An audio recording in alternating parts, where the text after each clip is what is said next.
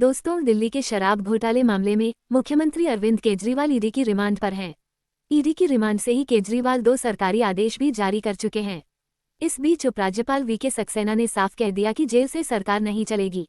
आखिर उन्होंने ऐसा क्यों कहा, आइए जानते हैं कि पूरा मामला क्या है। दोस्तों, दिल्ली के मुख्यमंत्री अरविंद केजरीवाल क्या जेल से सरकार चला सकते हैं? इस बात को लेकर कई दिन से बहस जारी है। इस बीच दिल्ली के उपराज्यपाल वीके सक्सेना के बयान से एक और नई बहस शुरू हो गई है। दिल्ली के एलजी के सक्सेना ने बुधवार को साफ कह दिया कि जेल से सरकार नहीं चल सकती। एक न्यूज चैनल के कार्यक्रम में सक्सेना ने कहा, मैं दिल्ली के लोगों को आश्वस्त करना चाहता हूं कि जेल से सरकार नहीं चलेगी। एलजी सक्सेना की ये टिप्पणी ऐसे समय आई है जब हाल ही में ईडी की हिरासत से ही सीएम केजरीवाल ने 2 सरकारी आदेश जारी किए हैं। ईडी की हिरासत से केजरीवाल ने पहला आदेश रविवार को जारी किया था। इसमें उन्होंने जल मंत्री आतिशी को दिल्ली के कुछ इलाकों में पानी और सीवेयर से जुड़ी समस्याओं का समाधान करने का निर्देश दिया था। इसके बाद मंगलवार को उन्होंने दूसरा आदेश जारी किया, जिसमें स्वास्थ्य मंत्री सौरभ भारद्वाज को दिल्ली के सरकारी अस्पतालों, क्लिनिकों में दवाओं की उपलब्धता सुनिश्चित करने को कहा था। ऐसे में एलजी सक्सेना की जेल से सरकार नहीं चलेगी टिप्पणी से नई राजनीतिक हलचल शुरू हो गई है। बीजेपी द्वारा दिल्ली में राष्ट्रपति शासन लगाए जाने की बात पर केजरीवाल सरकार में कैबिनेट मंत्री आतिशी ने जनप्रतिनिधित्व अधिनियम 1951 और जीएनसीटीडी अधिनियम का हवाला दिया है। आतिशी ने कहा, विपक्षी दलों और नेताओं खासकर अरविंद केजरीवाल को निशाना बनाने के लिए सीबीआई, ईडी और चुनाव आयोग जैसी संस्थाओं का फायदा उठा रही है। आतिशी ने कहा कि देश का कानून बहुत स्पष्ट है कि राष्ट्रपति शासन तभी लगाया जा सकता है जब कोई अन्य विकल्प न हो। सुप्रीम कोर्ट भी अनुच्छेद 356 के मुद्दे पर कई बार फैसला सुनाया है कि राष्ट्रपति शासन तभी लागू किया जा सकता है जब उस राज्य के शासन के लिए कोई अन्य विकल्प नहीं बचा हो। इसलिए अगर आज राष्ट्रपति शासन लगाया गया तो ये साफ हो जाएगा कि यह केवल एक राजनीतिक बदले की भावना के तहत लिया गया फैसला है। इसे संस्थानों के द्वारा विपक्ष को समाप्त करने के लिए इस्तेमाल किया गया है। लेकिन सवाल यह आ रहा है कि जेल से सरकार क्यों नहीं चल सकती? दिल्ली के कथित शराब घोटाले में सीएम अरविंद केजरीवाल को ईडी ने 21 मार्च को गिरफ्तार किया था। तब से ही केजरीवाल ईडी की कस्टडी में हैं। इसके बाद आम आदमी पार्टी के नेताओं ने कहा था कि केजरीवाल दिल्ली के मुख्यमंत्री थे, हैं और रहेंगे।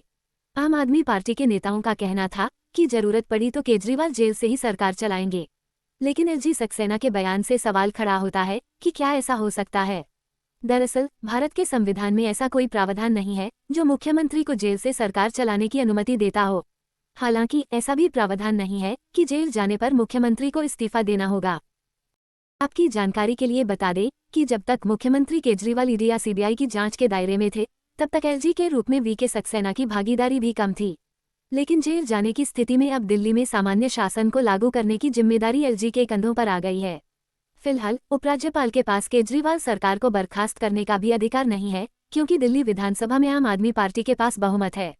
ऐसा कोई कानूनी या संवैधानिक प्रावधान नहीं है जो उपराज्यपाल को केवल मुख्यमंत्री की कैद के आधार पर लोकतांत्रिक तरीके से चुनी गई सरकार को बर्खास्त करने की अनुमति देता हो। इस मामले में सवाल ये भी आता है कि क्या केजरीवाल सीएम पद से हटेंगे?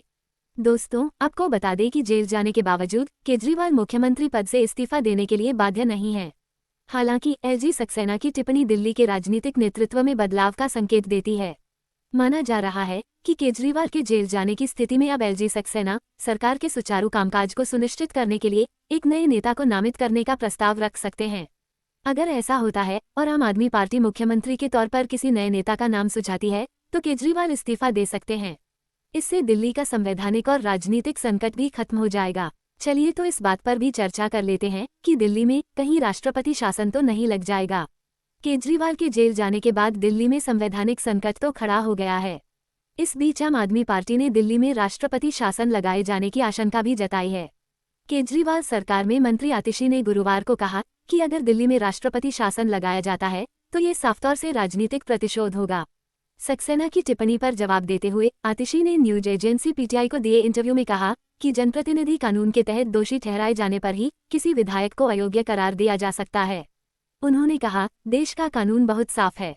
जीएनसीटीडी एक्ट भी है जो कहता है कि अगर सदन में आपके पास बहुमत नहीं है तो आप मुख्यमंत्री नहीं हो सकते। ये शर्त इस मामले में लागू ही नहीं होती। तो किन परिस्थितियों में राष्ट्रपति शासन लगाया जाएगा? आतिशी ने कहा, राष्ट्रपति शासन तभी लगाया जा सकता है जब कोई विकल्प न हो। अनुच्छेद 356 का मुद्दा कई बार सुप्रीम कोर्ट में गया है और हर बार अदालत ने कहा है कि राष्ट्रपति शासन केवल तभी लग सकता है जब राज्य में कोई दूसरा विकल्प न हो। फिलहाल अरविंद केजरीवाल ईडी की रिमांड में हैं। उनकी रिमांड 28 मार्च को खत्म हो रही है। गुरुवार को राउज एवेन्यू कोर्ट में उनकी रिमांड पर सुनवाई होगी। इससे पहले सीएम केजरीवाल ने गिरफ्तारी और रिमांड को दिल्ली हाईकोर्ट में चुनौती दी थी। इस पर उन्हें राहत नहीं मिली है। हाईकोर्ट ने ईडी को 2 अप्रैल तक जवाब मांगा है। इस मामले पर 3 अप्रैल को सुनवाई होगी। जानकारी अच्छी लगी हो तो वीडियो को लाइक और शेयर करना ना भूलें। साथ ही हमारे चैनल को भी सब्सक्राइब करें ताकि आप लोगों को इस तरह की वीडियो मिलती रहे।